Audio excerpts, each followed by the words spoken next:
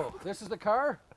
Yep, this is the car. Dalton Yonkman of Rockford spent $4,700 on a Honda Civic he found on Craigslist. It didn't take long for problems to appear. The coolant cap is not connected correctly.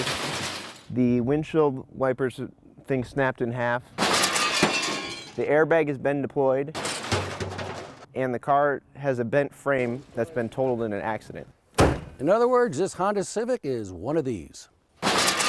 Lemons, stolen vehicles, and car scams continue to plague some online shopping sites, including Craigslist and Car.com. Identifying the criminal is tough when the victims only have online contact. These scams come up all the time, and typically they are outside the state, outside the country sometimes, so they're hard for us to track. What we find is many times if any of these deals that you see online look too good to be true, then they probably are too good to be true. Yonkman learned his lesson the hard way when he took his car to a mechanic. They went to look at the car and came back and said, "You're in trouble." Not only was the car a lemon, it was purchased from a salvage yard 2 days before he bought it. Yonkman called the seller. And they told me that it wasn't their problem. They never knew about it.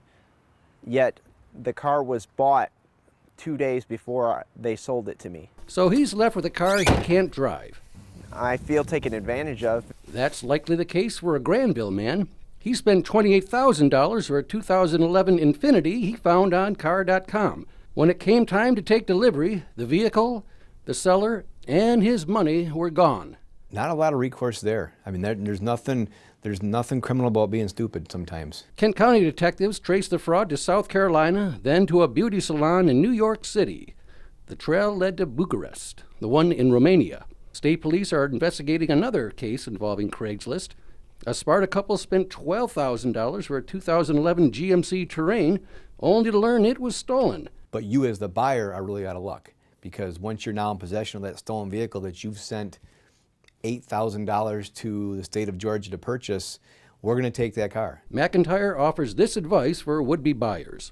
Ask a lot of questions. Ask for the title information from the car. Ask for the VIN.